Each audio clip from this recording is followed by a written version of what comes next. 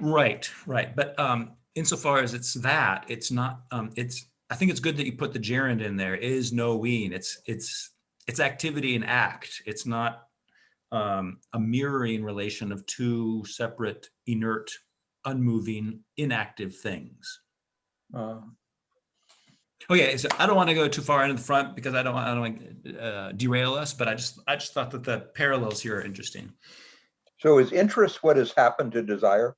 We had desire in self-consciousness, and now we have interest. Oh, That was good, Philip. That was really good. Yeah, absolutely. Yeah, you can come next time too. Because desire was negation. Desire was negating the world. Interest. Oh, like eating the apple. Yeah. And the infinite ongoing. And by the way, now we have it seeks its own infinity. You know, negation was a one-sided.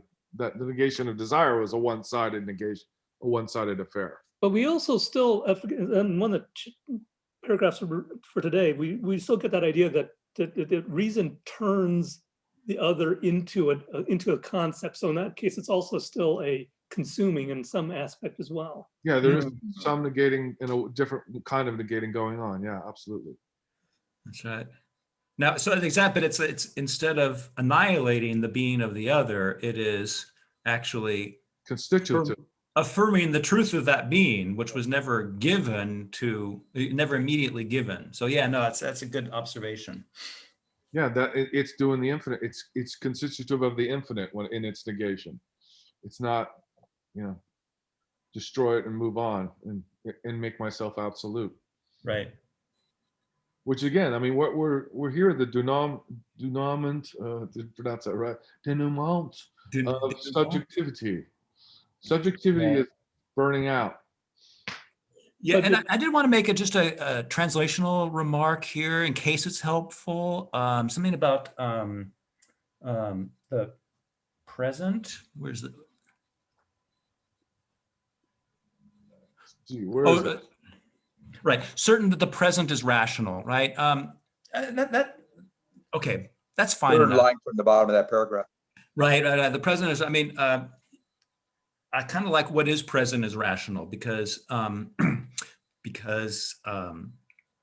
whatever is, because the present sounds like it's a temporal determination, right? But I think that what Hegel's after is what's present to reason is rational. Well, Miller has, or that the world present to it is rational.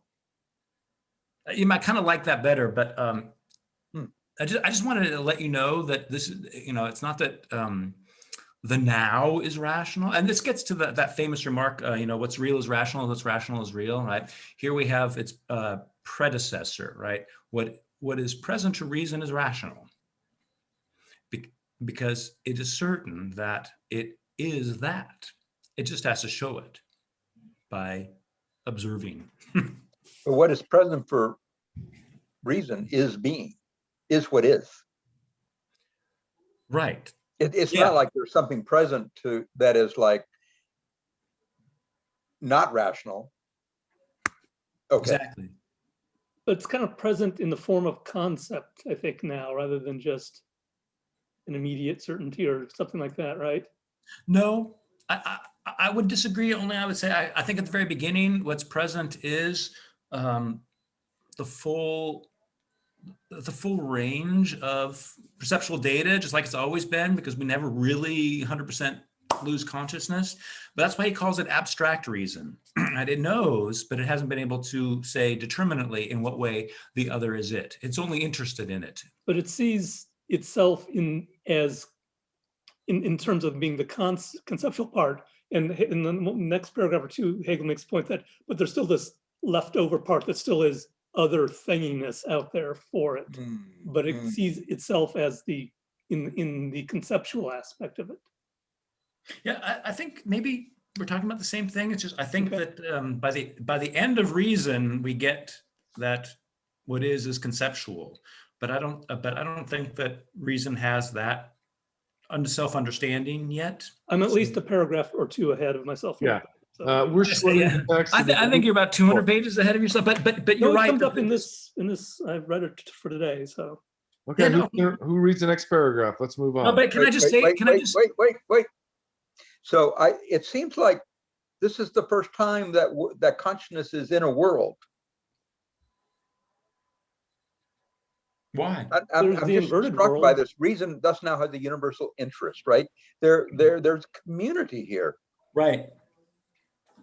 Right. Okay, which I think one thread here is the changing meanings of I equals I Mm. that is going throughout the phenomenology. And this is a shift. This is a shift here. I mean, that I equals I, the meaning of it shifts as we go all along. But right now, there's the beginning. There's us as a phenomenological observer. We can see that I equals we is beginning to appear because reason finds that the world in which it is friendly. Right. But And we have to remember that the world is not just trees and rocks, but it's other people and states and cultures and religions and all the rest of it, right? We tend to think of the world as a bunch of inanimate objects, right?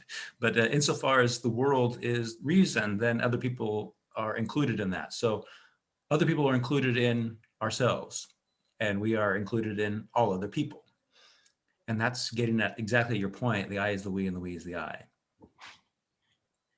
well, okay.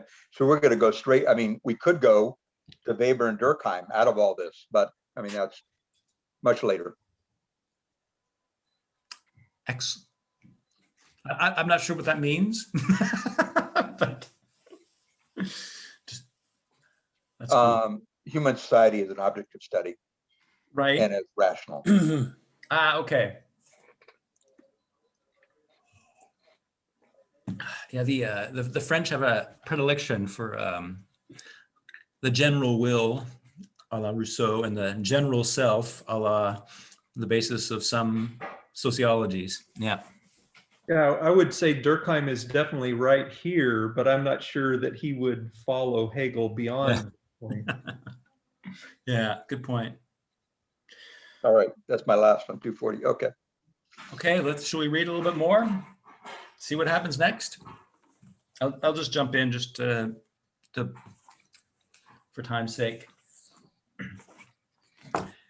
At first, having only a vague sentiment of itself existing within actuality, or only knowing this in general to be something of its own, it strides in this sense forward toward a universal appropriation of its own assured property.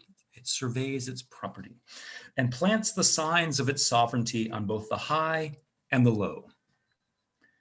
However, the superficial mine is not its final interest. The joy to be found in this universal appropriation still finds the alien other in its property, which abstract reason in its own self does not possess. Ooh. Reason surmises itself to be a deeper essence than the pure I is, and reason must demand that difference, diverse being, is to become for the I what is its own, that the I should view itself as actuality and find itself currently present as both a shape and as a thing. But if reason rummages around through all the innards of things and opens all their veins so that reason might encounter itself gushing out from them, then it will have no luck. Rather, it must at an earlier point have perfected itself in its own self in order to be able to experience its perfection. What is going on here? Jeez. I think givenness is going on here. Rummaging around through all the innards of things and opening all their veins. So taking things apart, there seems to be a little givenness there to me. There was that sentence up above, though, that really hit me hard. Okay, what the hell's going on in that one? Okay. Well, if we're on that last sentence there, it's not going to chain its joy until after it actually goes into itself. Exactly. And that's Right now, it's ripping open those veins, expecting itself to gush out, but it's not going to until it finds a deeper understanding. At least that's the structure of that. Okay. so it's looking out there for itself. Right, and that there's that up above. So I started reading for whatever reason, random reason, I started reading the Miller translation for this whole thing. I haven't even opened my my other ones. I have all my notes in that, but I'm just gonna. But it says it's the joy the general approbation finds still in its possession the alien other which abstract reason does not contain within itself. That was that leftover thing that's still out there in the other, that still, the reason still hasn't grappled with, at least at this stage, because it can only find its only immediacy. It's only a very abstract notion of how it relates to the other. Now, when that word alien comes up, what's going on there, Peter? The other is not me. And I just still don't see myself in that part, then the non-conceptual. I see an abstract concept out there as reason, but I don't see myself as mixed up with anything else other than that one little thin Right. anemic. You know, it's a frequent response to Kant to say, okay, fine. You know, everything's experienced as caused. Everything is experienced as substance and accidents, and so any explanations are going to be assuming these categories, right? But green's not a concept, right? So we need something out there somehow to give us content, right? And so here we see that that there's something missing from the abstract reason. This kind of reminds me of slave and master in a bit. I mean, how the slave, kind of realized itself in its mastery over things, and reason sort of in a slightly similar way now thinks of the world as its own, and it's going to master them, not in terms of physically manipulating them, but in terms of understanding it through itself, through reason. So, but it's kind of property, it's sovereignty. So it's like the slave taking the position of master in that old way. But this is kind of the reason taking sovereignty over the world in terms of itself, in terms of its own ability to get to the bottom of the world through itself. I love that. I think that's a magnificent insight that we see over and over again. The progress is always the progress of the slave. After the slave appears in the phenomenology, right? So now that, I think that's totally right. Yeah, I think that the sort of kinds of arguments tend to repeat themselves. So like the kinds of things that consciousness does in like perception repeat, and force and understanding repeat, and the other moments in self-consciousness will surely come up, I think, again and again, and like whatever form, I don't know what it is, spirit or whatever has at that moment in the book will sort of make that play out differently than it did when it first happened. Right. I wanted to welcome Tyler, by the way. Tyler has now showed up. Yay. Yeah, sometimes I think, Garth, that when I see that same line of, it's almost like, wait a minute, this is deja vu. It's almost like I'm tempted to think there's no progress that has been made. We're basically repackaging the same thought, but when you think about it a little longer, it is slightly different, and this is slightly different from just the slave and master point. But yeah, the challenge it does harken back to that same syllogism in a way. Yeah, that challenge of finding what is that difference between the last time we were through and why that's important. That's sort of like a guiding, pedagogical thread that you can use. Yeah, I think Zizek has a 10-hour thing on Hegel that's really not, it's too high level to be useful for understanding anything in particular that Hegel said, but he says that Hegel doesn't seem to have like pure repetition. Like every time something repeats, it's different in some way. Yes, absolutely. Well, it's I love different. that. I love that insight. But yeah, it's hard to relate too close to Hegel, because repetition is a category that Kierkegaard comes up with, right? And so repetition is anchored to a tradition of Hegel critique, and Zizek's obviously taking that weapon away from them by bringing it into Hegel the way he does, or at least blunting it. So yeah, anyway, sorry, a little historical digression.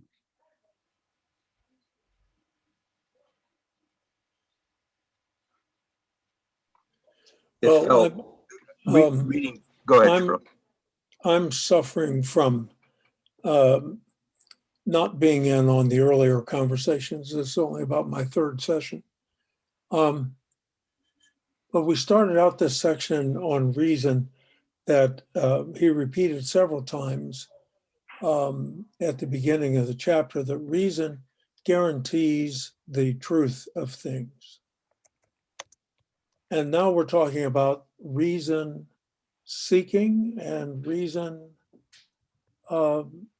trying to, I don't know if it's a correct word, reason trying to comprehend, and continues to try to understand and continues to try to apprehend things. What in the very beginning of this section, I had the impression that reason already comprehends everything and guarantees the truth of it. Well, the way I'm looking at it here, is the difference between being not at home in the world and being at home in the world. Whereas previously reason kind of worked its way, or consciousness worked its way up to kind of a denial of the world, thinking that it was going to find itself in the beyond. Because every time it tried to grasp hold of the world, it found that it really couldn't, it wasn't grasping anything. And it felt like, oh, my hope is going to be in this beyond. And and then now it's at the point where reason realized, oh, I am at home in the world, because the world is rational, the world is reasonable. Everything that I find in the world is a reflection of me, or it is me, in the sense that it is reasonable or it is rational. I love what you just said, Tim. Now, a way to look at this is we're gradually fleshing out idealism, not subjective. We've gone through subjective idealism. Now we're going into what is idealism. What is, subject and object are the same. No separation between subject and object. Okay, Peter? Yeah, I just want to put just one, I think, slip of the tongue in what Tim said. He was saying, he's talking as if reason in the earlier chapters was finding itself. It's really conscious. Himself. And now we've arrived at the stage of reason at the beginning of this chapter. But yeah, everything else, I agree with what Tim said. I noticed he erred at first, but then he said self-consciousness. So he corrected himself a little bit later. I just want to make sure Charlie understands that it's forms of consciousness that have been going through the whole book here. And now we're at a new form of self-conscious. A major break is reason. Because previously we start off with consciousness, then self-consciousness, and now we have reason, and then we had spirit and religion and whatever else. And Charlie, welcome to the catch-up game, because it took me about 7 months to catch up. So good luck. Well, I finally got the Holgate book, so I'm reading both now. Magnificent. I found that I've never read anything in Holgate or any of it just once. On the fifth reading, I seem to start getting things. Yes, I relate to that. The only problem with Holgate, though, is his commentary really peters out when it gets to reason. Up until that point, he'd been very elaborate, and then he just decides midway through, right when he gets to reason, oh, now it's just going to be very cursory. And he says it too. He pretty much says, well, I'm giving up from here on out. You're like, what? You led us this far and you're leaving? Yeah. Can I make one? I'd like to piggyback on Tim's remarks just to make a more general point. Oh, sorry, sorry, Peter. Yeah. But so Tim's comment was wonderful. That consciousness is now at home in the world, and before it wasn't. And so one of the themes that are going to be developed in Hegel, that's often held against Hegel, is reconciliation. That comprehension is reconciliation. That reason is being at home in the world, and that's going to culminate in his understanding of forgiveness. That the development of reason is behind the reality of forgiveness, that reconciliation and forgiveness are, so to speak, the pinnacles of the actions of reason. And that is to say that is, so to speak, the only place where he exceeds the vision of antiquity, because because forgiveness is a uniquely, I think, I'm not going to say uniquely, but at least culturally, it's a Christian concept, right? And so here we see where this aspect of Christianity gets integrated into reason's own self-development. And it's precisely that the Marxists have always held against them, right? Reconciliation is and forgiveness, that's acceptance of injustice, right? That's why Hegel can never fight the good fight or something like that, right? But yeah, that whole reason finding its way in the world such that this unity occurs the prior unity is recognized, is tied to this whole reconciliation topic.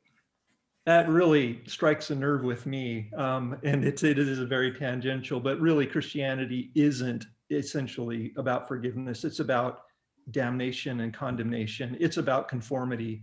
If you conform, I'll forgive you, but if you don't, I will destroy you. You're out. You are absolutely out if you don't conform, or if you don't accept my love. Well, we just want to plant. We just want to accept that Christian offshoot of a powerful Greek trunk and keep them connected. There's no such thing as damnation in the Greek thought. Yeah, I know. And it is very tangential. It's not worth getting into, but yeah, it just makes my hackles rise. But go ahead. We'll go on. Can we look at that sentence that bridges the 2 pages? Reason surmises itself.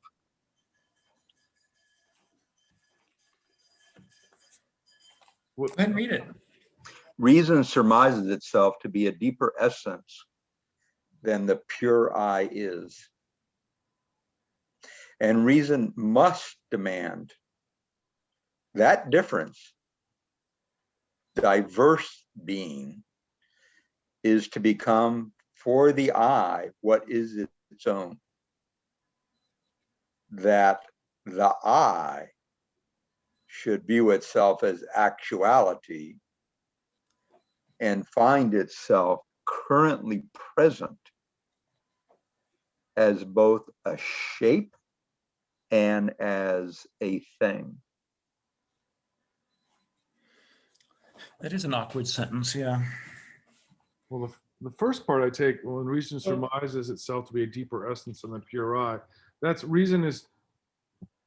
seems like a bit of overcoming subjectivity right there. Well, this version I think is a nicer translation. I was thinking that because alien is undoubtedly into this, right? Well, reason is dimly aware of itself as a profounder essence than the pure I is. Yes, excellent. That is much better. Yes. Mm-hmm. And must demand that difference, that being in its manifold variety, become its very own, that it behold itself as the actual world and find itself present as an outer shape and thing. Excellent translation. Thank you, Peter. Oh, so a shape and a thing are not contrary to each other. I don't think so. They're synonymous here in this case. Right. So when we think that when he says pure I mean, I think we need to be thinking transcendental apperception, Mm-hmm. which needs the category itself, just only the category. For Hegel, yeah, the simple category is the I, or the I is a simple category. At this abstract level, yes. Okay, yeah. But I mean, the idea is that the pure I is pure because it doesn't have any content, right? And so that's, so to speak, it's failing. And so, yeah.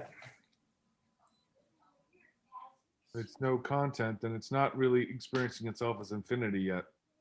Right. So when he says the difference, and he calls that the manifold being, right? He uses the word manifold, that's Kant's term as well, right? So the manifold cannot be given to reason as something alien to it, but rather the manifold it must recognize itself in the manifold.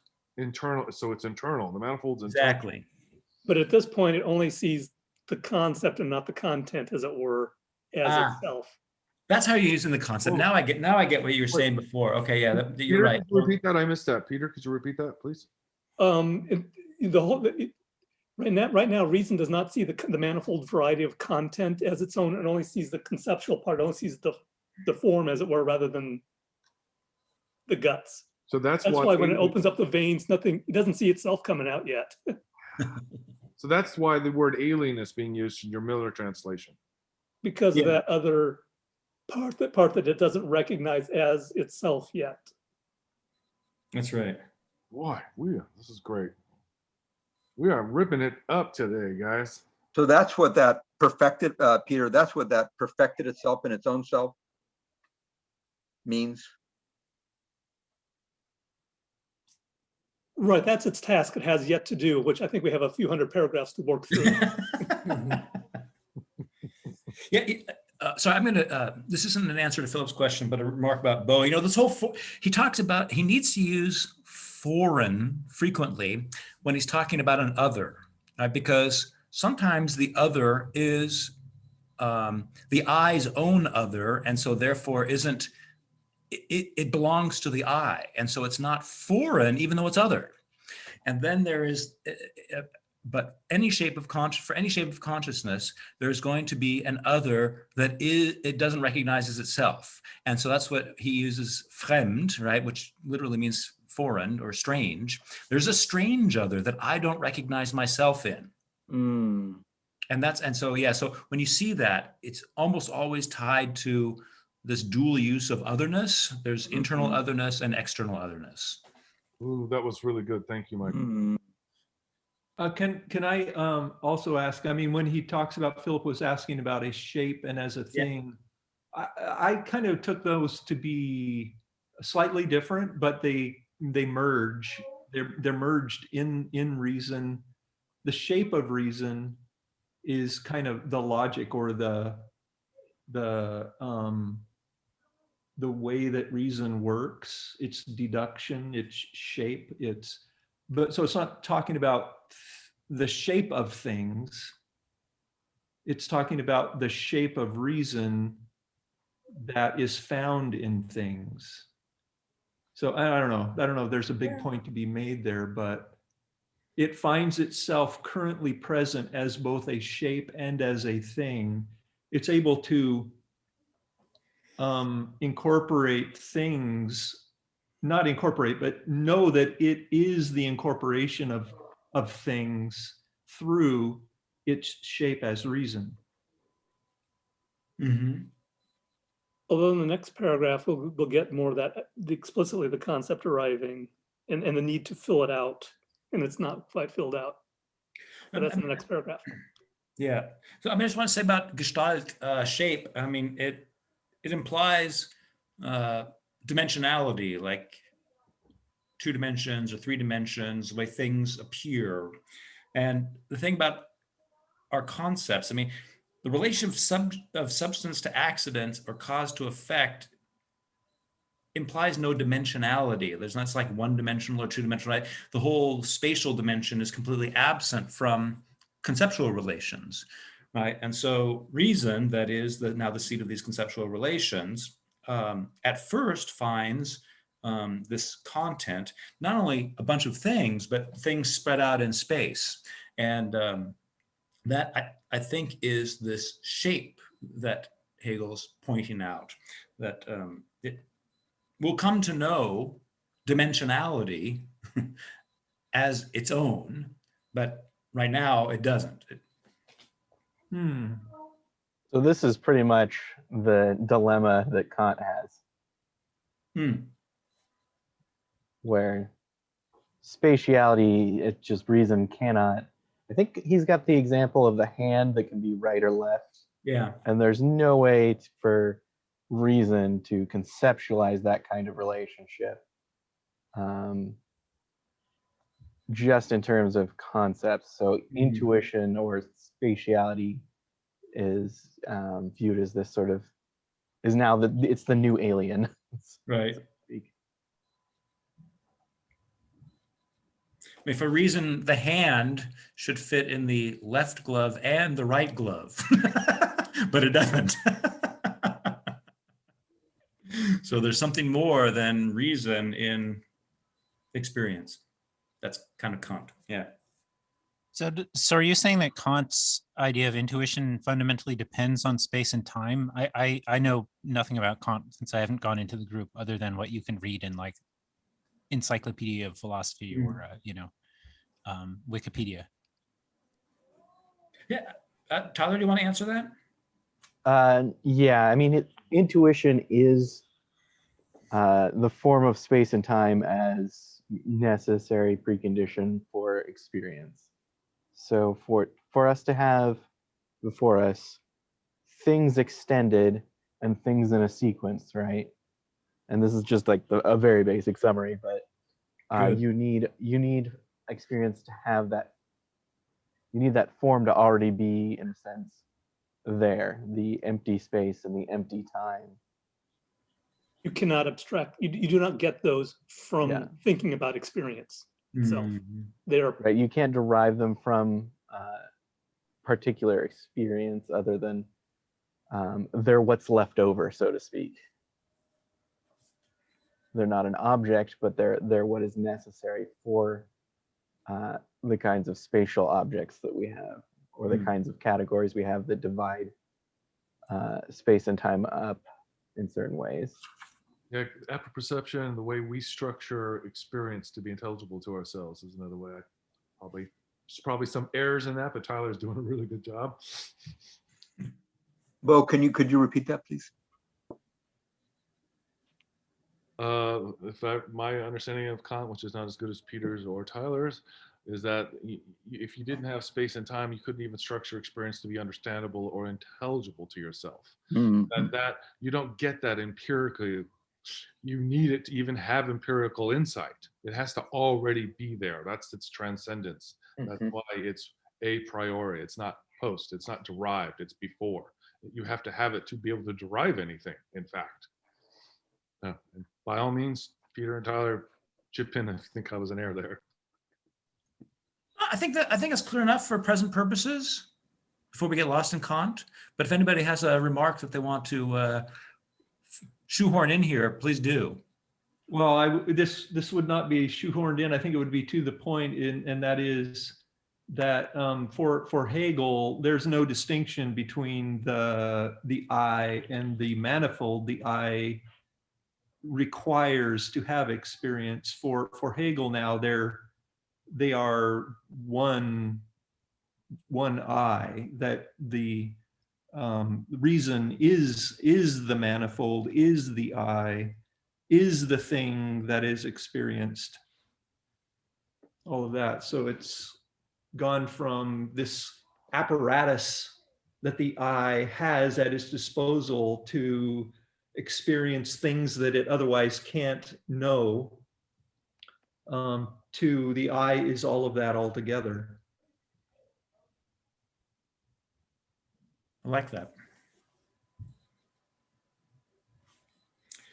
Should we move on, or is there any?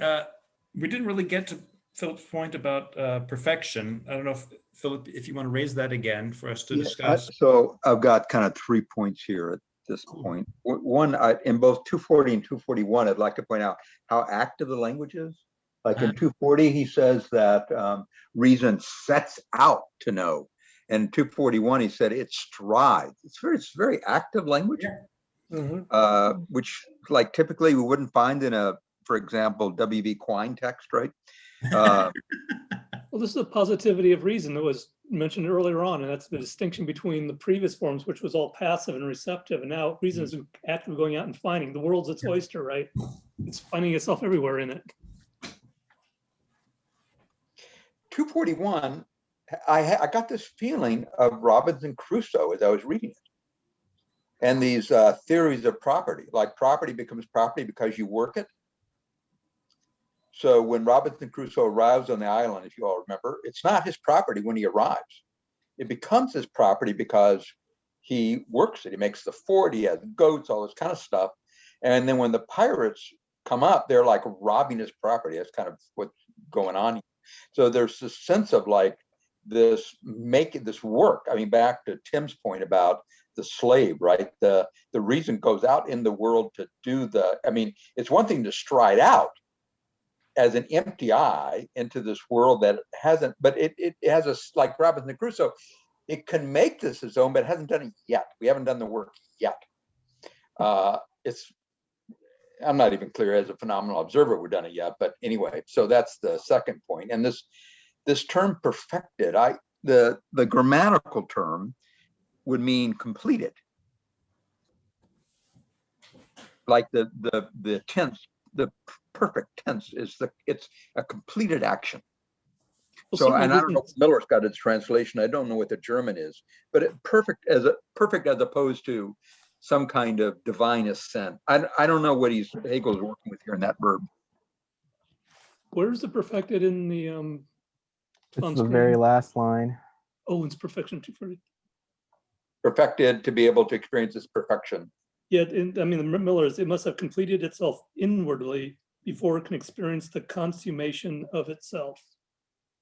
Yeah, so perfection and completion are etymologically identical. So yeah. Even in the German, it's not a different set of stuff that he's. Come to completion. Yeah. Certainly reason has not completed its journey because if it had, when it opened up the veins, it would have seen itself flooding Right. out rather than, because that's what he says. Reason doesn't see itself flooding out. I'll say it another way. There's no longer objects out there over against us separate from us. The completion of idealism is you're there, there's no separation between subject and object anymore. The subject-object model was always a mistake. Kant got close to it, but didn't get there, but that's what we got to complete here. And I think Michael said earlier, and he was right, that's the rest of the book. This perfection that we're talking about is the rest of the book. Peter, but yeah. Peter, sorry, Peter. Just There's like a Charlie peculiar- go as waving preemptively. Yeah, so I mean, the point he's making, I think he's going to make it in the next paragraph too, is that reason knows, is certain, I want to say is certain, but doesn't know itself yet as all reality, but it's certain that it's all reality. Right? So there's still the gap, right? And so it's going to go out and try to overcome this gap by going outward. And it's going to discover that it's only by going inward that it overcomes the gap and gains the content. So reason is always going to be going out, right? And trying to make good its certainty into knowledge by going out. And it will learn that the only way to grasp, or the only way to get to the truth of the differences is by going in. And that's But they're going to be like solicit versus soliciting, and only when it does the going out and going in are the same roughly. Yeah, I'm exactly. guessing from. Well, yeah, but they're not quite. They're not quite the same. Otherwise, we could, so to speak, do the same trick with reason that we end up being able to do with spirit. So There's always got to be a twist, doesn't there? Yeah, exactly. It In each does. Yeah, yeah. season. My God, guys, how many hundreds of hours of study has it taken us to be able to understand this? I'm shocked at the amount of work I have done. Yeah, it is pretty, I would say it's pretty cool to be able to just understand Kant when he comes up, right? Yeah. We don't know what he means by a lot of presentation work yet. It took a lot of work and time together. It's Yeah, true. there's no cliff notes to this stuff, guys. There's a Eckhart quote that I'd like to, if Oh. I can bring in Eckhart here for this last paragraph, this last sentence. Eckhart says, "The eye with which God sees me is the eye with which I see God," That's right. that is a gloss on this last sentence. Right, this Well, this last sentence is saying perfecting itself in its own self. that this sentence says reason has not yet achieved that state. Yes. Because this sentence says reason would, if reason digs into things, it won't find itself until it goes into itself. Yes. But yeah, that's the sort of the state that we want to that reason needs to achieve, is that. Yeah, this is the phenomenologist far in advance anticipating what reason is going to do. Mhm. It's also Hegel making sure we don't lose our minds and still have hope. Hegel doesn't care if we lose our minds. That's it. You have to lose your mind to gain it. I mean, isn't the whole like opening the veins thing rather evocative of giving up and just, ending it? Oh, yeah. Self-negation. We call it self-negation, Garth. Beginning is the ending. That's fabulous. So this is Here kind we of a go, return to 242. itself structure, right? Huh? This is kind of the return to itself structure Mm-hmm. as well. So if it had to have already perfected itself in its own self to achieve that, the engaging with the world is the return, I think. It just doesn't understand that yet at this stage. Right, and we will see that structure at the end of the very last sentence of 243 too, but we're not there yet. Let's read ahead. Who wants to read the next paragraph? Yeah, I agree with you. I agree with you, Tyler. It just doesn't understand that yet. There's a phenomenon in monasteries that young monks if the teacher's good, the teacher has to kick out the young monk into the world. Right? The young monk thinks I can just perfect myself here in the monastery. It doesn't work that way. They have to go out and work. Right. And the Amish have to go out and play. Well, yes, Tyler. Yes, it's the mirror image. Yeah, I'll read since I. Can I just? I just encountered this quote from Shakespeare that's relevant here. For speculation turns not to itself till it hath traveled and is mirrored there where it may see itself. Beautiful. Yes. You Which play? can only get to yourself by the detour of the universe. Yes, I must say I tried very hard for many years to not deal with the universe at all, but it is unfortunate that one has to. Which play was that? That was Troilus and Cressida. Oh, Oh yeah, sure. Who wants to read 241? I've read. Bo's read. Somebody else want to volunteer? Didn't we just read two? I'll read. I was late, so. Cool. All right. Consciousness observes, i.e., reason wants to find itself and to have itself as an existent object, as an actual sensuously current mode. Observing consciousness supposes and even says that it wants to learn from experience not about itself, but rather about the essence of things as things. That this consciousness means this and says so is based in this, that consciousness is reason, but reason as such is not yet to itself the object. mm-hmm. However much it were likewise to know reason to be the essence of things and the essence of itself, and however much it knew that reason can only be current in consciousness in its own distinctive shape, it would still instead descend into its own depths and look for reason there rather than in things. If it were to find reason there, it would at that point again turn around and be directed outwards towards actuality in order to see its own sensuous expression in actuality. But it would take that sensuous expression essentially to be a concept. Reason, as it immediately comes on the scene as consciousness, certainty of being all reality, grasps its reality in the sense of the immediacy of being, and it likewise grasps the unity of the I with this objective essence in the sense of an immediate unity, a unity within which reason has not yet separated, and then again united the moments of being and the I, or a unity which reason has not yet recognized. As observing consciousness, reason therefore concerns itself with things, supposing that it is taking them in their truth as sensuous things opposed to the I. However, its actual doing contradicts this supposition, for it knows things and it transforms their seriousness into concepts. Sensuousness. Hmm? You said seriousness, sensuousness into Oh, concept. yeah, sorry. Sensuous, that makes way more sense. Okay. precisely into a being which is at the same time the I.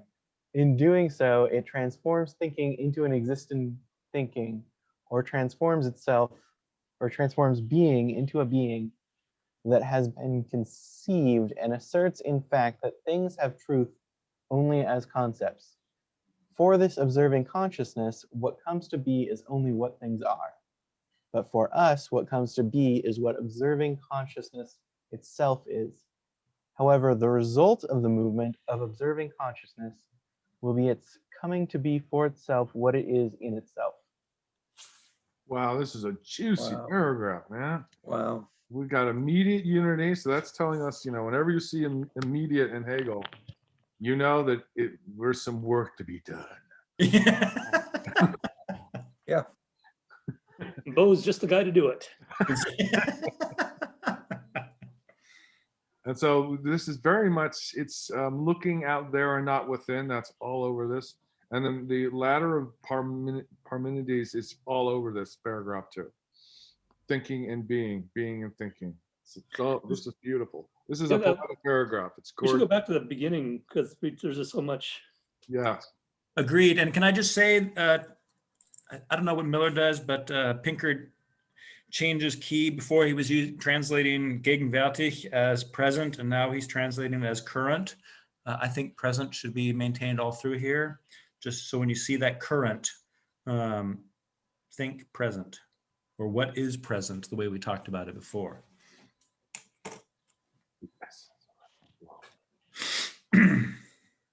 So I love this. Well- Observing consciousness supposes and even says that it wants to learn from experience, not about itself. Italics. It's still not seeing itself out there. It's opening up veins and wandering about. And, the truth is out there. But the first sentence denies that. I mean, the first sentence, consciousness observes, reason wants to find and to have itself as existent object, as an object that is actually sensuously present. That's how it starts off. But then observing consciousness, next sentence, completely turns that on its head and says, no, but that's not what actually ends up happening. Right. And that's because, that's because it's observing. And so we're getting kind of a conceptual explication about not just what observation is, but what it is for what is presupposed about consciousness and its relationship to what it's conscious of when it's in its observing mode. But that first sentence also suggests, remember in consciousness and stuff in earlier versions, consciousness is observing something else. But that very first sentence says, that reason wants to find it and have itself as an object of thought or whatever. That reason is its own object of whatever, but that doesn't start off with observing. Observing is still trying to treat things as external things in some sense. Right, out there. Yeah, I think the idea of an object in general, if I remember that bizarre section in Kant correctly, is belongs to reason. So it's hard to see how there can be an object that does not belong to reason in some sense. But it gets missed because it's the idea is supposed to be, in a sense, empty of all the actual objects, and yet at the same time, every actual object is an object. So there's this sameness, but there's also this content that seems like it has to be at once foreign and at once familiar.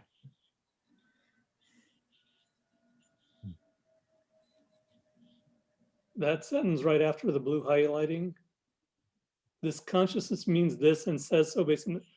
Consciousness is reason, but reason as such is not yet to itself the object. Ooh.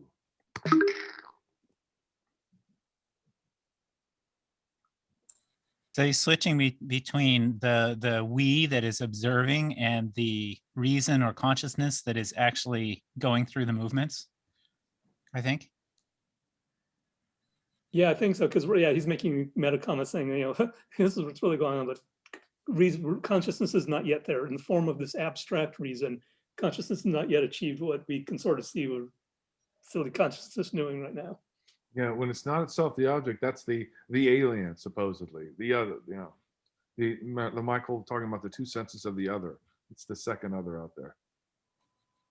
Because that immediately you have underlined in red there, because reason as it immediately comes on the scene as consciousness is not yet, immediacy is of course, bad for Hegel, right? So it's not going to, but whenever we start a section, it's always like we just end up jumped into this thing. We're trying to figure out where the hell we are, because it's taken immediately, because we don't know where we are, because we're abstracted from the context that would tell us where the hell we are. Yeah, immediately is always a sign that there's an incomplete account. Mm-hmm. Yes. Immediately. I don't want to call it bad, but it's not yet mediated. It's not yet thought through. It's taken as a given. That's the way I always think when I see immediate. Oh, or in conventional colloquial terms, we're taking it for what we're assuming things that we don't even know. We haven't thought it through. And I also really like that you had that underlined knows things and transforms, but if you start up with the however before that, however, it's actual doing contradicts. Well, sorry, like I said, the as observing, a couple lines up, as observing consciousness, reason therefore concerns itself with things, supposing that it has taken them in their truth as sensuous things, opposed to the I, i.e. as opposed to it. However, its actual doing, now we're phenomenological observers here, I guess, contradicts the supposition, for it knows things and it transforms their sensuousness into concepts. That's when, that's now concepts are now on the reason side of things. That's right. That's how it appropriates. So we're starting a very empty concepts now over there, but we don't have the full sensuousness of it is not yet reason's own. yeah, there's a sort of it's got that kind of structure of the skeptical gap, except the strange thing is the content is somehow moving from one side to the other, while at the same time both sides are supposed to be not united, not the same. And so how it's able to move between them is a problem at this moment. And you also have, like, it's a self-alienation, but it's not recognized as a self-alienation yet. Mm-hmm. And we have the 3-minute warning now, or 2-minute. What? 1:30, because aren't we, or 3:30, because we're only doing an hour and a half these days, right? 2 hours. 2 hours, since we're doing it every other week, I thought. Peter, I mean, that it was scheduled for 2 hours. Oh, sorry. I thought that there was a big deal about we were going down to an hour and a half or something. But that's when we did it for every week for a little while, okay. and we dropped that. Never mind. I'm just jumping the gun. But you're burning out because you're 6 groups, Peter. I've got a proposal. I've got a kind of a rephrasing of this I can. So I'm just going to use a simple example. For example, so you're an engineer and there's a transfer line like an automobile assembly plant, and your assignment is to go out and observe it. So you observe it. You see, okay, tools are misplaced or something like that. So you have your seeing. But then after a while, you realize that what you're seeing is your seeing. So a more senior engineer comes along and says, did you not see this? And even though that was actually occurring in front of your eyes, you actually didn't see it. So because it hadn't been turned into a concept. And only so reason, I mean, this is very practical, right? You're an engineer, you're looking at this line. But you start seeing, and then you start seeing your seeing. That's where I think there's a Parmenidean jump that's happening here. That's also very similar to radiologists. The beginning radiologists, they track their eye motions that are actually scanning radiographs. And a beginning radiologist is like all over the damn place. The experts are like, boom, they zoom into here, they zoom into here, they they zoom in over here. They get the 4 things that are important in that radio, and then on to the next one. Well, the other guy's just like still scanning all over the place, not really zooming in until he learns how to train how he sees. Schmidt uses the surgeon for the same kind of point. Yeah, but slicing and opening randomly. Oh, there's the appendix not there. Let me sew that up. Oh, here. No, it's not.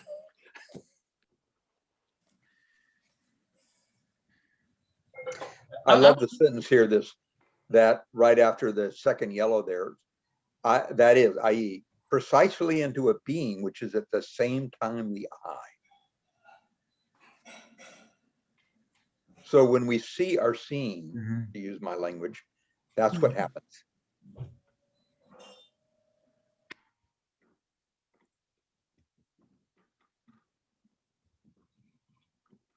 Concepts are on the definitely when reason sees concepts out there in the world, concepts are obviously something from homegrown territory, as it were. Yeah, I think there's an ambiguity here because it says it transforms their sensuousness into concepts. So their sensuousness can be thought of its transformation of something other, or the transformation of something that's already itself. So I think we had to go with the latter interpretation. Well, I mean, I think that's the problem, is transforming sensuousness into concepts. But he gives us up above kind of the alternative account that is the correct account. It starts off right after the very first yellow sentence. However much it were likewise to know reason to be the essence of things and the essence of itself, and however much it knew that reason can only be present in consciousness in its own distinctive shape, it would still instead, okay, this is a weird translation, but it would descend into its own depths and look for reason there rather than in things, right? If reason knew what it was, this would be its procedure, okay? And what does it find? If it were to find reason there, it would at that point again turn around to the sensuous world and be directed outwards towards actuality in order to see its own sensuous expression in actuality, right? So sensuousness is the expression of concept, is expression of the concept. And sensuousness is how the concept appears to perception. But what reason's doing is it's trying to leave sensuousness behind and ascend to the concept that is like gravitational laws or something like that, or mathematical formulas that have no sensuous content, right? And so that's what reason's problem is going to be, is it can't see the sensuousness as itself, precisely the expression of the concept. Or like I said, the way the concept looks to perception rather than to thought. It's kind of looking for letting the content still reside on the outside, but really it needs to come from the inside. You can see the sort of the form as coming from itself, but not not the guts, not the squishy stuff coming out of those veins. I just love this notion of that sensuousness is the outward expression of the concept. When the concept's outward, it's sensuous, right? But the concept's not just outward, so sensuousness is only an aspect of it. But if we just take sensuousness as lacking all conceptuality whatsoever, right? We're going to try to formulate it in terms of abstract conceptual laws that themselves lack all sensuous, and that gives us the two worlds. That gives us a skeptical gap again that we are always falling into when reason doesn't understand itself. This sort of reminds me that, it seems like a lot of people will cut their pennies a bunch on Kant about how far down does conceptuality go into the intuitions or not. That's the whole conceptualization. I think that's what McDowell's doing in Mind and World, trying to deal with that same thing. But I didn't have enough Kant under my belt when I started reading that to really appreciate what he was doing. But I think that's what he's going at. And I'm not sure if that either Kant or McDowell has a full-bodied notion of this, but this is, I think, pointing at that same area. Right. And this, I mean, Tim's going to hate this, but so just tune me out for a second. Right? But the Neo-Platonist conception of self-consciousness is precisely that all perception is just or all sensuousness is the is the perception of concepts. And insofar as they call that self-consciousness divine, then the entire universe, the whole sensuous perceptual universe is going to be nothing but a huge set of symbols of that divine origin, right? And this whole Catholic notion of liturgy is rooted in that everything is the presence of the divine, and we can get rid of the divine, and Hegel doesn't talk about the divine here, but I just wanted to say that that this very conception, this raising sensuousness to the expression of the concept, is actually not Hegelian, but it's very, very old, and it finds its way into lots of different non-philosophical contexts, and so it's nice to be able to recognize it.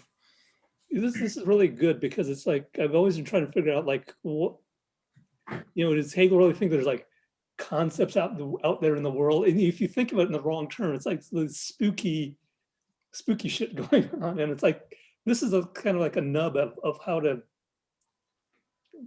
unpack that. But I mean, I can see that it's important, but I haven't figured it out yet.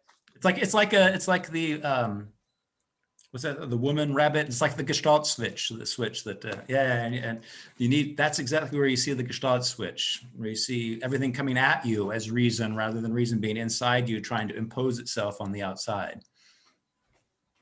Yeah. And, go ahead. You go ahead. I don't know. Mine was maybe a slightly different angle on this. So go ahead, and Tyler. Okay. Yeah, I was just gonna quickly note that. So in order for reason to understand the sensuous expression as an expression of the concept, it has to make the kind of inward turn of philosophy first. If it continues looking outward only, it's never going to understand the outward's relationship to the inner. So there's this dilemma that I think I'm not sure we necessarily, I think we probably do in some sense necessarily begin with this outward looking. Right. And so you can stay on that path and never recognize yourself. So there has to be an inward turn in order to sort of reconcile the world with reason. Yes. Well, I mean, maybe I'm coming late to the party of understanding this paragraph, but I'm hearing the word expression a lot, and that has reminded me of appearance. The appearance of things, the expression of things, and it seems to me as though in this particular paragraph, Hegel is using the term concept as an expression. And so really it's the dividing line. And that's why for us, the phenomenologists, what comes to be is what observing consciousness itself is. Because if you just have a concept, if you just have an expression, if you just have an appearance, then you're still stuck in Kant's noumenal. But you have to make the move from the concept to the content itself, which is observing consciousness itself. And it's kind of, I guess it's reason realizing that it is the object that finally gives the object content other than just an expression of a concept. Or the expression. Can I ask how you're using expression of a concept at the very end? Well, yeah, I didn't like it when I said that, because I knew it was going to introduce confusion there. To me, as I'm reading this paragraph, it seems to me that Hegel is using concept as an expression or an appearance. It's like it's reason's expression. it's not certainty's expression or appearance, it's reason's construction of appearance. It's a way, it's what reason constructs as an appearance. And so, but it can still only get as far as the concept if it does that. It still doesn't have any content. The concept doesn't have content as an expression of the thing. And so it's only when it realizes that it itself is the content that it's able to get past the concept to the thing itself, which is itself. Yeah, no, beautifully expressed. Yeah, that's very nicely put. I don't know if anybody wants to piggyback on that, but I thought that, yeah, that's exactly right. As I understand it. Yeah, I think I agree with that. At first, like there was a point where I was like, "Where's he going with this?" And then at the end, he brought it all together, and I was like, "Okay, that makes sense." Yeah. Yeah, well, it's just me kind of thinking through. Yeah, there's that break. It's that, but for us, that's kind of where it breaks. And I realized when you guys were talking about Kant, that's really, this is the point at which the problem of Kant is solved. Well, for the phenomenologists anyway, not for reason, but for the phenomenologists. That comma there at the bottom of page 143 is the solution, is the point at which Kant's problem is solved. I think it's the point where we realize that we are the noumenal. The noumenal. Yes, yes. That's right. We are the noumenal, and sensuousness is a reflection of self-consciousness. So the phenomena. Right. May we read those last three sentences there? I'll go ahead. Please. In doing so, it transforms thinking into an existing thinking, or transforms being into a being that has been conceived, and asserts in fact that things have truth only as concepts. For this observing consciousness, what comes to be is only what things are. But for us, what comes to be is what observing consciousness itself is. Mm-hmm. However, the result of the movement of observing consciousness will be its coming to be for itself what it is in itself.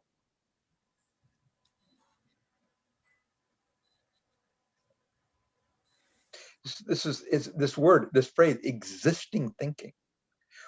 So I think the first two phrases there, it transforms thinking into an existing thinking, or transform being into a being that has been conceived. Those are just, they're synonymous.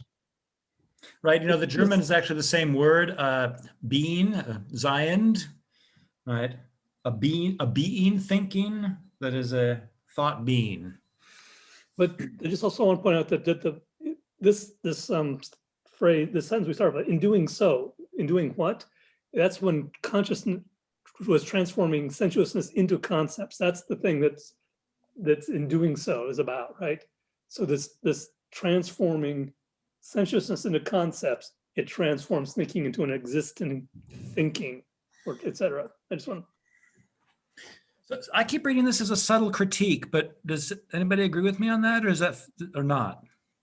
Like this is, reason does something right and interprets it incorrectly. And I kept talking about that as the move from sensuousness to concept, and leaving sensuousness behind, such that sensuous is just mere illusion and not the expression of the concept.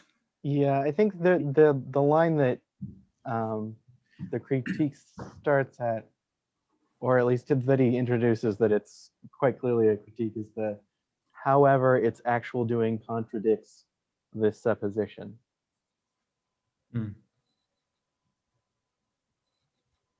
So it's the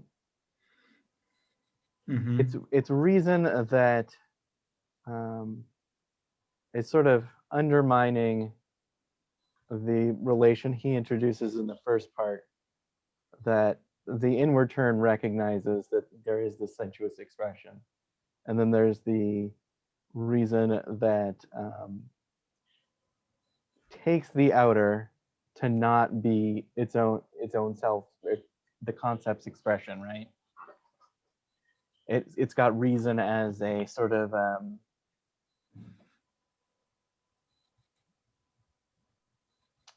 actually, I guess Hegel doesn't quite say it how Kant doesn't. Kant says that reason is in a sense empty. So yeah, no, I missed. I forgot what I was about to say. Well, that's that I got distracted. that underline the red, two bottom red underlinings. If you start for this observing consciousness, what comes to be is only what things are. It still mistakes things for being out there as if it was an external thing. But for us thinking observers, what comes to be is what observing consciousness itself is. Again, we have, so it's all this stuff that observing consciousness thinks is out there is really in itself, and the sensuous is coming into it. It's coming from itself. So in a sense, it's reifying its own self-expression as something external and opposed to it. Yeah, I just wonder if the problem that he's putting his finger on is that reason recognizes all things to be what they essentially are. What they essentially are is concept. But the concept, like I can think everything as being merely conceptual logical relations without thinking them as being what I am. Right? So I'm not thinking myself and thinking, I'm not yet thinking myself and thinking of the world as a web of concepts, even though I know concepts belong to me. And now concepts, I have concepts and the world is nothing but concepts, but there's still a gap. Yeah. And I'm exactly, so I'm not yet at the point where concepts are me, that concepts are something alive. So they're still kind of images or something. What things are, I think Peter really nailed it. This is what the immediate consciousness, or the immediate is what things are, not what itself is. Subject and object are one. Subject is the essence and the substance of everything. That's not where it's at yet. They're out there. They are.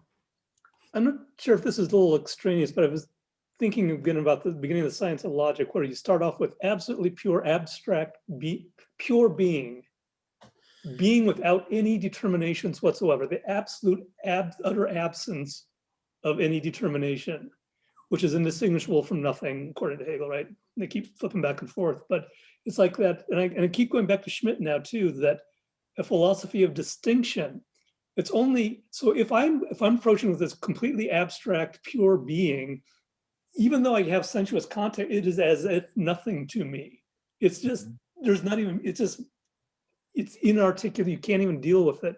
It's only by bringing distinction into play and more distinction that it gets more and more being. And all that distinction comes not from the sensuous side, as it were, not from thinking of it as outer, but only from some sort of making of distinctions.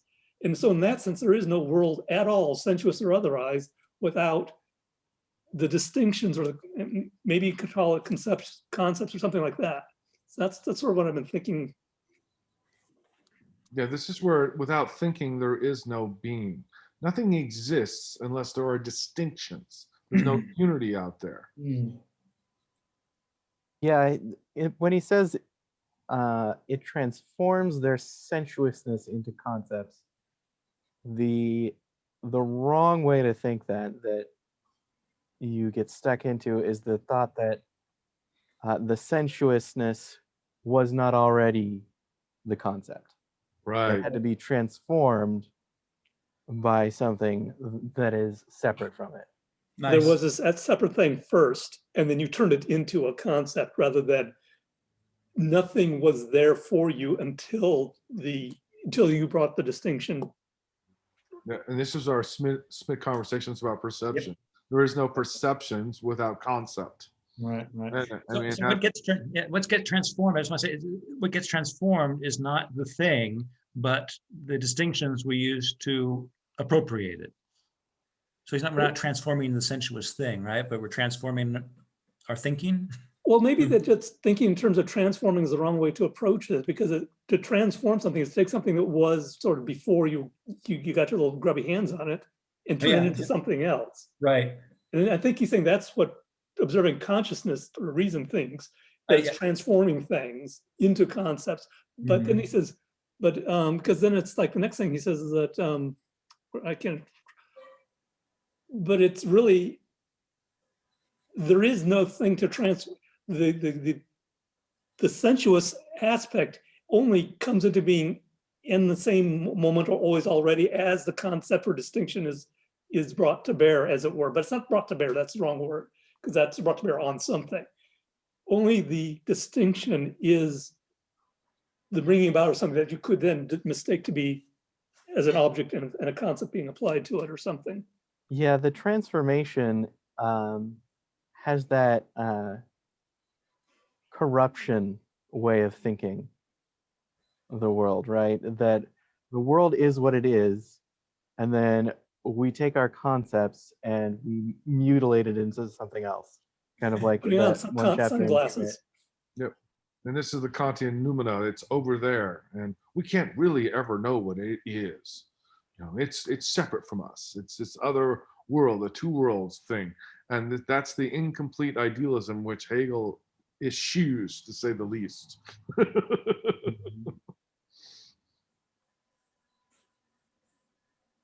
So if I could make just ask a question, I'm not sure I'm comprehending all this.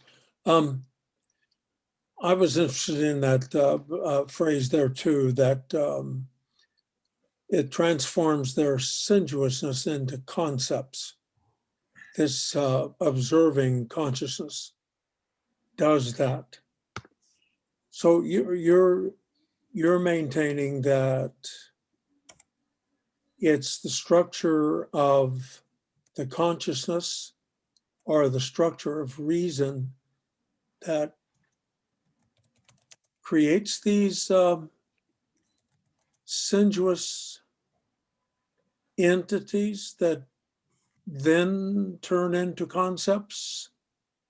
I'm saying it's That the sensuous world is not there and then perceived and turned into a concept. I think that there's a sense that in thinking of it in terms of there's a pre-existing qualities of the world or whatever, and then a transformation happens and now we have a concept of it. That's thinking of it wrong, because it separates things into a freestanding world, noumena, or whatever you want to talk to, and then us processing it.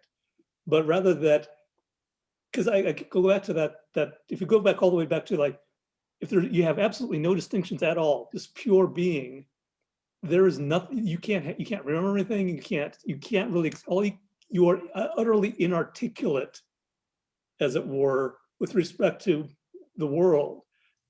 It's in the bringing to bear that both the thing and its concept, or that the two parts come into being at once, as it were, not one is transformed into the other. It's incoherent. I can't quite articulate it very well, but that's my sort of feeling. I'm thinking that he means transform in the sense of realization, that observing consciousness, which is reason, realizes that things are not separate, or that things are only known through, or things are, that the only real thing, the only truth is the concept. And I think he gets in, there's that, and asserts in fact that things have truth only as concepts. And so I think it's a transformation of reasons, or consciousness's understanding is really, but it's kind of an oblique way of saying it. So your point is correct. He's not saying that there's these things out there and they get transformed into concepts. It's more, there's a transformation of reason's understanding of what the truth about objects is. So I think you're spelling out what Hegel would think, but the transform line is actually following what the observing consciousness does. So, and that's a particular moment where it thinks that relation in the incorrect manner, where it takes the transformation to be sensuousness, which is not conceptual, being transformed into concepts, thereby introducing the gap, right? So I think that's the transforms doesn't do the work Hegel's doing. It's the account that observing consciousness has. The observing consciousness which concerns itself with things, supposing that it is taking them in their truth as sensuous things opposed to the eye. So it's right before the sentence with transforms. I don't get the point. Was that an objection to what I said? Well, I'm objecting to only one little thing, because you made it sound like Hegel thinks they're transformed, they're transforming sensuousness into concepts. But No. That's not what I meant. Okay, I think I misinterpreted what you said then. Okay, yeah, I was fumbling with how I was saying it. Yeah, no, I think he's just saying that reason in this jump from consciousness at the very beginning, consciousness observes, and it's kind of a faulty way of observing. Then reason, there's a jump from consciousness to reason, insofar as reason is observing consciousness that transforms thinking into an existing thinking, or it transforms being into a being that has been conceived.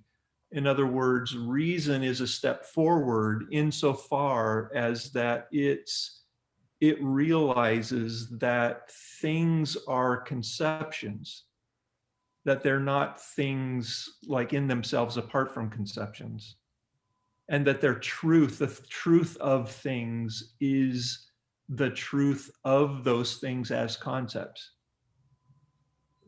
So it's not a transformation from things to concepts. It's a transformation of reason's understanding. But when I said that Hegel kind of speaks in an oblique way, it's a manner of speaking. That's what I mean to say. Real 2-minute warning. So I'm not sure. So does reason, or does the observing consciousness here add something to the world that is out there? No, it just realizes that things have no truth apart from concepts, that the truth of things is their concept. So it's not adding anything, it's just realizing. Okay. So then from where does the concept arise? Well, it arises from reason, right? But it arises from reason because reason is the concept, but reason doesn't know that yet.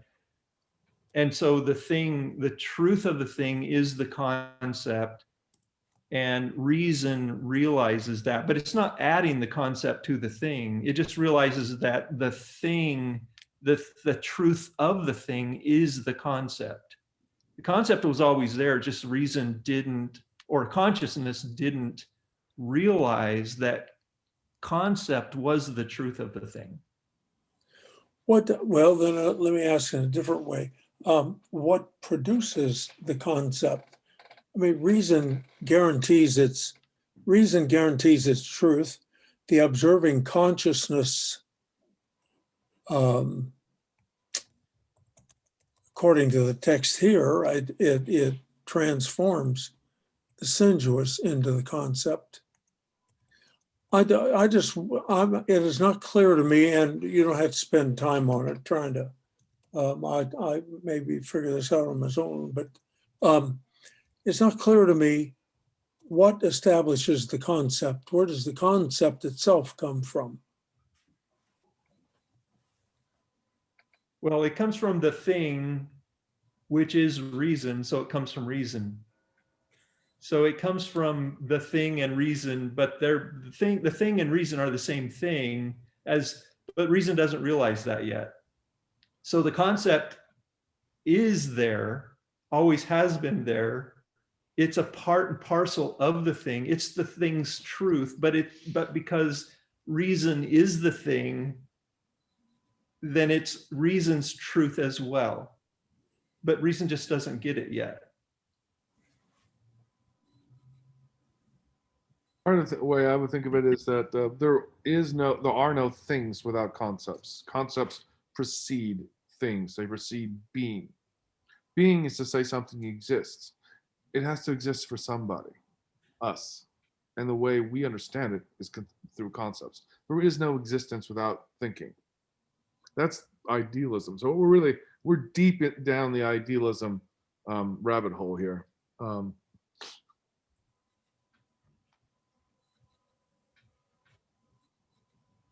I think in the idealism rabbit hole, if you're not there to witness a tree fall, it didn't fall.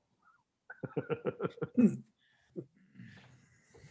anybody else want to take a stab at answering Charlie's question about, because the concept's been with us from the very beginning, but it keeps taking different shapes according to what. So starting off, consciousness is always consciousness of something. Yeah. And consciousness knows that it's consciousness of something. It knows that it has content, right? And so that knowledge that every consciousness is, right, is the it is the concept that it has of itself as related to its object. And so since consciousness is always knowledge, consciousness always deploys some concept of what it is and what is opposed to it. Whether what's opposed to it is something alien or whether it's something that belongs to itself. But since the consciousness starts out as knowledge, consciousness starts out as a very indeterminate concept. And so it's there with us from the very beginning because of the nature of consciousness. Go ahead, Peter. I was maybe slightly more prosaic or something, but in some sense, concepts are a mystery. There's no thought without concepts. I don't know where they come from, but it's the unfolding of the concept. And we're starting off here with a simple abstract concept in the beginning of reason here. Although, yes, it's true, it's been, I mean, the first one we hit was the universal this, here, now, was way back in sense certainty. But it's like, yeah, it's kind of a mystery of where they come from, but there is no thinking, no being without them. So it's that thinking, being, and concepts are rather than aren't is just kind of like a mysterious starting point or something. So yeah, no, that's a good point. So we are learning more and more about what the concept is, but the question's never posed, maybe because it's unposable, where the concept comes from. I mean, ultimately, I think we're going to say it's eternal, and so it doesn't come from anywhere. Yeah, it's inherent to being, and that's why, that's why transform is kind of misleading here, as kind of Peter was suggesting there. It's really not about adding something to an object. A concept is not added to an object. It is the truth of the object as object. Mm-hmm. And so there is no being. There's nothing without without concept, including nothing. You know, I mean, it's, That's fabulous. Well, maybe I just am really way off track, but it's in idealism, then are there no objects? There's none that are distinct from concepts or something, maybe. The objects are not thought of as external physical things impinging from some outside. Objects are not the necessary precondition for a possibility of an idea, of a concept or anything like that. I mean, Yeah, they so- but they were. We started off. They were like that, but then we saw that in order to know them, in order to say anything about them, we transcended that externality, and we discovered that what things ultimately was consciousness itself, and so that's how we got from consciousness to self-consciousness.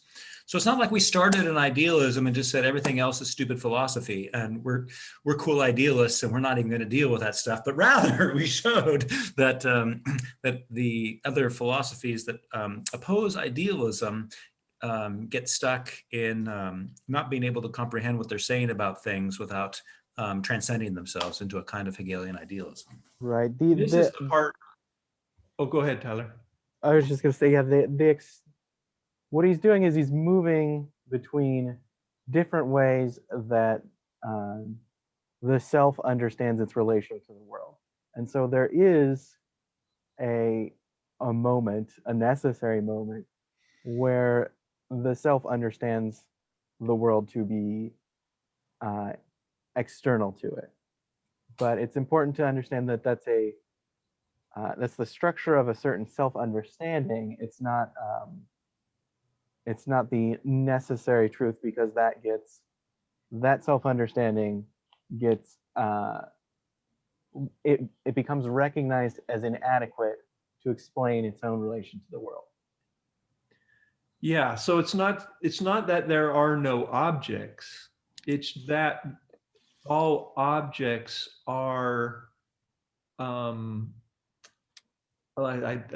it's hard to say this. All objects are self-consciousness understanding itself. So it's not like idealism is like a denial of the world. Idealism is an embracing of the world. It is, and as Tyler just said, it is understanding objects in proper relation to oneself as oneself. And so, because no other conception of the relation between subject and object is able to sustain itself. Right. Yeah. It is. Yeah. It's important to get through to the embracing of the world part. We don't want to be the abstract reason that sort of separates the world from itself. But right now, I think we're acting as phenomenological sportscasters and talking well beyond our knowledge, since we aren't all the way at the end of the book yet. That's true, but I don't think we're really dealing with a question that's coming up. I think everything that everybody has said is still kind of consumed within the scope of what we've read so far. But I would say that my appearance of fully grokking what it means for sensuousness to be conceptual, blah, blah, blah, all that is far beyond my actual grok of the situation. We'll sublate where we are later. Yeah, I'm enjoying Charlie like pushing us. This is making us recapitulate what we think we've learned, which is a good exercise. Yeah, and I think what Michael said about the way Hegel's doing this, in the first things I was reading about Hegel and studying this, Hegel despises people who just say, okay, I've got the truth, here's my philosophy, take it. You're wrong, we're done. So this whole book is a way to prove his point of view from first starting from basically zero. Okay, perception, there's the object, the truth is out there. So, I mean, you go earlier, Hegel starts from a position of there's no assumptions except there's an object out there, the truth is in that object. Let's see how that works. So that's when you do sense certainty. So we're now quite evolved, but preceding this, Charlie, was an extensive discussion. It also parallels what we were doing in Greeks and modernity. The truth's out there. The truth's in that coffee cup. The truth's right there. Hegel rips that to shreds. By the time he's done with that, he's like, wait a minute, you needed space, you needed time, you needed universals. There was no truth in that stupid object over there. It didn't work. Next, so Hegel, like, that's how he proves his argument. He develops it by saying, okay, let's start with basically your childish view that perception gives you knowledge out of things. So anyway, I mean, and it was an exciting read, torturous, but exciting and fun. Yeah, and it's kind of like, I'm tempted to call it a process of elimination, but it's really not. It's a process of sublation, where you guys are such Hegel experts now. It just rolls right off the tongue. I love it. This is so awesome. Yeah, it's not, and that's where, you know, we get to, it's not the denial of things, it's the sublation of things under a more sustainable argument of what things are in relation to the self as the self. And so, I mean, so anyway. I would call it an account rather than an argument, but But but that word yes. sublation that's just is because doing a lot of work. And I understand Tim has done the work to actually have some grasp of what sublation is, but if coming in, sublation everywhere, it takes a while to get to where that can just be casually mentioned offhand in a sentence like that. Yeah, true. Well, gentlemen, I think we're over time, but I guess we could hang out further, and I could just make Peter the host if you want to keep